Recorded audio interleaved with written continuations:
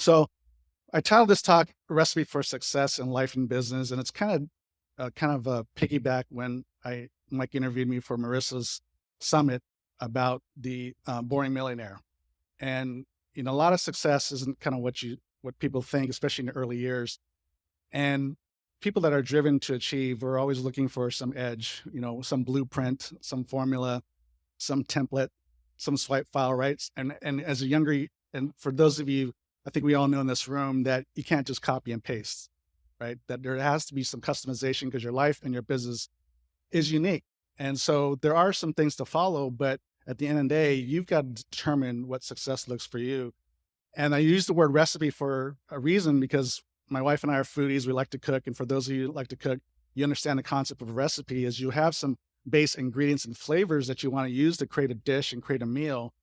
But what tastes good to you is up to you. And so how you use the ingredients, how much of it, and even sometimes substituting some ingredients is crucial to making a meal that tastes good for you. So similar to success, there's more of a recipe than there is more of a formula. But before we kind of get into that part, we kind of start to need to define what success looks like to you. And that's where it starts. In order to determine what that recipe looks like for you, you got to determine what success looks like for you. And for me in third grade, it was being the king of dodgeball on the playground. And so my early years of tasting success was in third grade, and I kind of orchestrated a come from behind victory. And it was so dramatic that my classmates carried me and brought me back in the classroom, just carrying me on their shoulders, right? So that was my first taste of success. And being an introvert, that it was always hard for me to make friends, but the way I would make friends was on the playground or on the field. And also we moved around quite a bit. And as an introvert, I'm always kind of starting over. And the one way I could make friends was on the playground. And of course, as you can tell, I'm vertically challenged. I've never been the biggest on the field or in the team. And so every time I'm in a new environment, I was usually the last one to be picked. But as I was able to prove myself, then, became one of the first ones. And I carried my way all the way through high school as a 3-sport athlete. So that was one aspect of determining success, but also growing up in an Asian family that academics and grades were kind of a big deal, right? So I had to also make sure I lived up to my dad's expectations of success and doing that. As I got into my senior year in high school, my definition of success was how much beer I can drink and can I outdrink the center in the football team. So that was my measure of success then. And then again to college, then you start thinking about your career and your aspirations and making money and, what do I want to do when I grow up? And so one of my first gigs right when I graduated was working for Coca-Cola. They actually offered me a job right out of college. Actually, before I even ended my graduated, they offered me a job because I did an internship with them the summer before I graduated. So it was a great opportunity to get with a big brand and gaining some experience in marketing and sales there. But it was one of those jobs and one of those companies that overwork you and underpay you. So then I went into the pharmaceutical industry where I spent the bulk of my career and started to make a lot more money. And then there's a lot of benefits with that. And so, really it started, okay, I think I'm in my groove of where I want to be and started determining my path to climb up the corporate ladder. And I was also married at that time about 5 years, and we had just purchased our new home. Our first home, and got our puppy, Scooter. And so, and my wife was also really starting to grow in her career. So here we are in our mid 30s and, we're checking the boxes. We got a good career. We're climbing up the corporate ladder. We're making good money. We got the house, we got the puppy, next thing is kids, right? At some point. But then about 21 years ago, right before Christmas, my wife was on her way to work 10 minutes from our house, and she gets in an accident and passes away right at the scene. So literally 10 minutes from my house. And I didn't know until I got home that evening and the coroner was waiting for me at my doorstep. And first I'm like, why is the coroner here? He tells me what happened. So of course, I'm really just in disbelief because I just kissed her goodbye that morning, let her out of the driveway. She goes to work. I mean, work is only 20 minutes from the house. I mean, what could happen? But then he pulls out her driver's license. And then I'm like, okay, so this is strange. And so, of course, I'm starting to believe that. And start to cry, but I'm still kind of back of my mind, still in unbelief because I just saw her, right? She wasn't sick, right? She's perfectly healthy. We're happy. We're talking about what we're going to do in the Christmas break. Um, so as soon as the coworker leaves, I get on the phone immediately and I call her boss. I call her best friend at work and I asked him, did she show up to work? Because if she showed up to work, that means she couldn't have gotten an accident based on the timing that the coroner was telling me. But each one of them said, no, she never made it to work. It's like, we didn't know what happened. She never called, which is out of character for her. And that's when reality set in. And so now I'm just like breaking down, but also still in disbelief because, like I said, when your spouse or someone close to you passes away, usually there's some warning signs, right? You're sick or whatever. But for me to go from kissing her goodbye in the morning, talking about what we're doing on Christmas break, to now not seeing her ever was just a shock to the system, as you would imagine. And so, subconsciously, you're thinking about, kind of even consciously thinking about all the things. Could I have done something differently? That maybe she would have held her back from work a little bit longer, a few minutes longer, so she wouldn't have gotten in an accident. Or thinking about the things we did or didn't do, or things we said or didn't say, things I did that maybe angered her. All those things start rushing in your head on these things because I don't get another chance to do it over again. And so in those moments, you're starting to, that subconsciously is starting to redefine what success means to you because at that moment, what really matters, right? Nothing mattered at that moment besides just trying to process what's going on. And so as I'm, subconscious starting to kind of think about what does success look like, it didn't take that long for me to really see what that looked like. I mean, the next day, my doorbell rings and here's my family at my doorstep. They drove 6 hours from San Jose to Pasadena to be with me. And I always love this picture because it's the only time I look like Mike Kim. I'm never the biggest in the room, right? So, so I love my family for that, for the lack of height. But they're there, but alongside with them, it wasn't just my family, but it was these idiots. These aren't all the people that were there. There's just a couple people of this picture there, but these are some of my high school buddies when we were on our graduation or our graduation trip in Hawaii. And they were there along with my family, dropping everything to be with me. And as I was getting ready for this presentation, I realized that I had people friends from different phases of my life, from fourth grade, high school, college, and even at Coca-Cola, that were standing at my doorstep with my family the next day after this all happened. And so that brought a lot of comfort for me, even though, I think we've all been in those situations where someone close to you, they have a loved one that passes away and you feel helpless. You want to do something, but words aren't adequate. You can't do anything that changes anything, right? And certainly that's the same thing when they showed up, but there was such a comfort in them being there. And so for those of you that always think about, oh, I'm sure they're busy processing the grief and I don't want to bother them. And, there's nothing I can say, anything that's going to make it better. But just know that just your presence makes a big deal. Just take it from me. It makes a big deal. It doesn't change anything, but it just feels so good to know that people are thinking about you and loving you. Because really at the end of the day, it's the relationship that matters. Mike was sharing earlier. And relationships feed your soul in a way that just money, achievements, and accomplishments can't. Right? It's those relationships that were most important. And so as I'm talking through about definition of success and what does that mean for you, once you start thinking about that, because I think we're all, as Mike was sharing earlier, kind of in that process of thinking less about the achievement side of life, more than being more significant and making an impact. And also don't forget those relationships that are closest to you. Because, I've heard those terms, you got to live for today because tomorrow is not guaranteed. But at least for me, I was always thinking of it in a term of my life. What if this was my last day? But what if it was your spouse's last day, your kid's last day? What would you do different today? What would you be doing differently even leading up to today? And the time you lose, the time you never get back. So I want you to be very intentional about that because you don't want to be one of these people on their deathbed that have these regrets. And Bronnie Ware is a palliative care nurse that wrote a book on the top 5 regrets of dying people. And as she was interviewing, it didn't start out to be a book, but she just started talking to her patients about anything that you would do differently. And these are the five things that came up, the five most common regrets of the dying.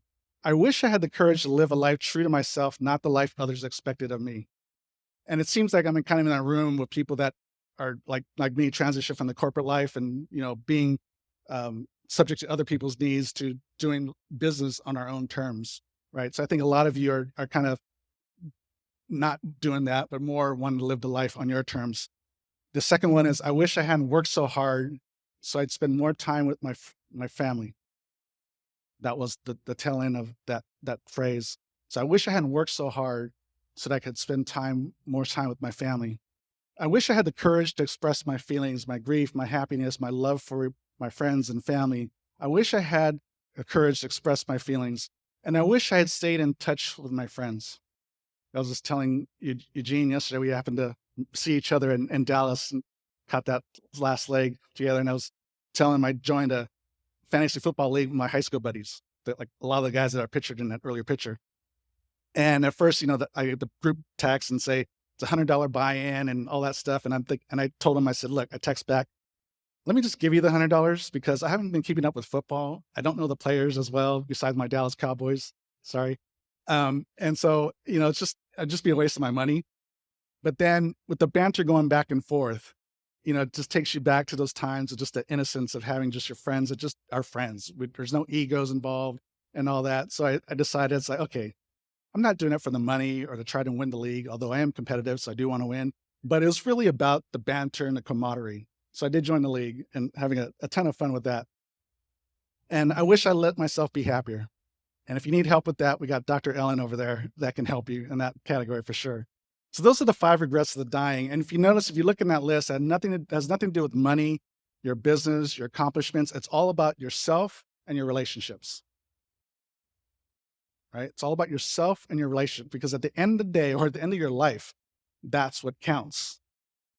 And so let's talk about the recipe for success. And this is a picture of one of our, homemade spaghetti recipes with a nice bottle of Super Tuscan. And recipes, for every recipe, there are five essential flavors that with the proper blend and balance and harmony will bring a nice, tasty meal.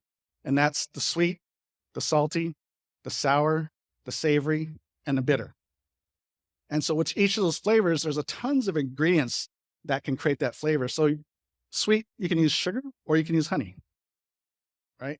And then sour, you can use lemon or vinegar. So those are just examples of, and there's more ingredients than that, but there's a whole host of ingredients that can create that flavor. And as you create the right blend, that's why a lot of recipes, they'll say, oh, tablespoon of this and teaspoon of that. But at the end of the day, they also said, to flavor, to taste, right? Add the taste. And so you can take a basic recipe and then customize it for your own needs. So that's kind of the idea of the recipe for success. So it's not something that has to be as a copy and paste issue, but it takes some basic principles or take some basic ingredients and then blend to taste. And when it comes to our personal lives, in your notebook, just do something similar to this, make a cross. You're going to separate the page in 4 quadrants. And you're going to label it self, relationships, business, and wealth. So those are the 4 main ingredients or main flavors that with the right blend can create a successful life for you. And so for self, for example, for me, I'm just using my example, of course, use your own ingredients to taste, right? But for myself, the first thing in the morning is important, prayer and meditation. And then after that, go walk the dog, have my smoothie, take care of my health, right? And it doesn't take a lot of time to do that, but it's always about being intentional about what are the things you do the first thing in the morning, or what are the basic things you can do every day, be consistent with, that will lead to just a better self. And it's interesting that in Science Magazine back in 1986, there's a researcher looking at heart disease, and he found the incidental finding was that the most common time for a heart attack was at 9 a.m. or right around 9 a.m. And it was an incidental finding. They weren't looking at timing issue, but as you're recording, heart attack, when heart attacks, one of the things they documented was the timing of the event. And so they noticed that was the most common time was 9 a.m. And why? But it was the timing in which you went to work. So what they found was when you're sleeping all night and you're in horizontal state, if you wake up and start rushing into the day and then just taking a shower, grabbing a cup of coffee and running out the door to go to work, or in our case, going to your office and start looking at emails, checking texts and all that, when you start to rush into your day, it creates additional stress on your body and emotions and your mental state. So much so that it led to an increase in heart attacks versus easing into day, like we talk about in the red group. How we start the day matters. And these aren't just woo-woo things. These are actually physical issues that really impact us. So how we start the day does impact us both physically, mentally, emotionally, and even spiritually. And so these things do matter. And then, of course, in our relationships, my wife, we don't have kids, but my wife's first. So even after my prayer, then we have our own prayer and connection time. We have our weekly meetings, things that we're very consistent on, staying up to date, staying on the same page. And of course, golf and fantasy football, just to stay connected with my other relationships. And I share with my group this year, Wednesday mornings, I became more intentional about connecting with people because I saw that my relationships outside of my wife was suffering. And so I wanted to get back on that. I'll get back to business, but then wealth. So there's a differentiating between income and wealth, right? Your business produces income, but the wealth is the money that grows without your effort, really, right? So majority, our wealth was really built on our stock portfolios, mutual funds, our 401ks and IRAs, and then our real estate. And real estate is pretty much passive. And so, our wealth is almost 50-50 between real estate and the market.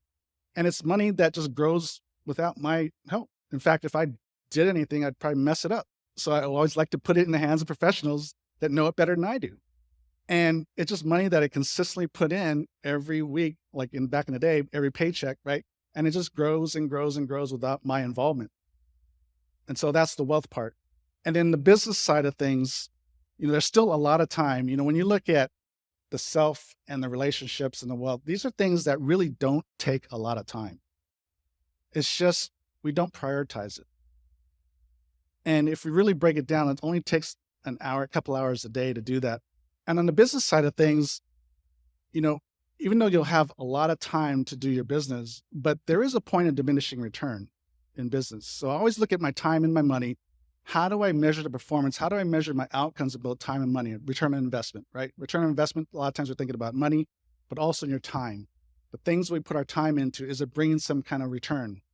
And the World Health Organization back in 2021 published a report that showed that when you work over 50 hours a week in a work week, you actually increase the risk of heart attack by 35%. And then on another research paper that was not related, but an economist at Stanford University published a report looking at performance, job or work performance, and showed that after 50 hours a week of work, your productivity level goes down. After 55 hours, it actually drops off the cliff. And at 70 hours, there's no difference in performance or outcome between 70 hours versus 55. So you see two totally separate reports and research that shows that the more you work, that your health is at risk and your performance just drops.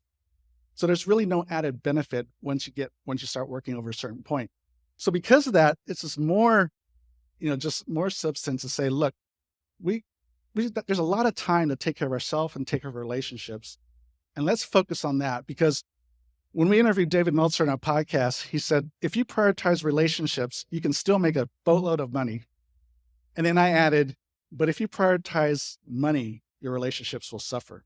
So the only way you can have success in all aspects of your life is if you focus on yourself and relationships first. And then you can still give you enough time to really be productive and successful in all these other things.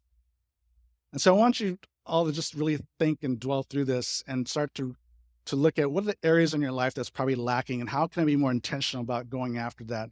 Because at the end of the day, it's the relationships and also the memories that go along with it. And of course, I had to put the picture of Amy and Sean, because in our book tour last year, we stopped in Houston. And by the way, when we came up with the title of the book, Tandem, Sean said, "Oh, we got a tandem bike." And of course he lives in Houston. So I said, "Well, I'm never going to get on it because you live in Houston." Well, then we end up in Houston.